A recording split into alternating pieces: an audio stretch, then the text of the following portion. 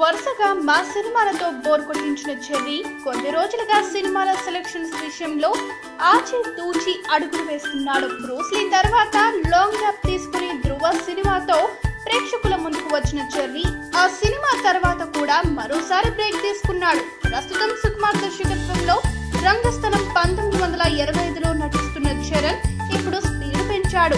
రంగస్థలం 1925 sets మీద ఉండగానే వరుసగా 3 సినిమాలు లైన్ లో పెట్టాడు.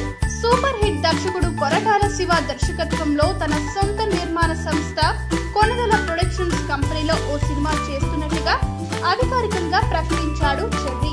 ఆ సినిమా తర్వాత తమిళ స్టార్ డైరెక్టర్ మురుగదాస్ దర్శకత్వంలో ఓ సైన్స్ ఫిక్షన్ థ్రిల్లర్ లో నటించేందుకు ప్లాన్ చేస్తున్నాడట. అంతేకాదు లెజెండరీ దర్శకుడు మణిరత్నం దర్శకత్వంలోనూ చరణ్ సినిమా ఉంటుందన్న వార్త వినిపిస్తోంది. హీరోగా వరుసగా సినిమాలు చేస్తూనే నిర్మాతగాను బిజీ అవుతున్నాడు మెగా పవర్ స్టార్. ఈ వీడియో గనుక మీకు నచ్చినట్టయితే లైక్ చేయండి, షేర్ చేయండి, సబ్స్క్రైబ్ చేసుకోండి.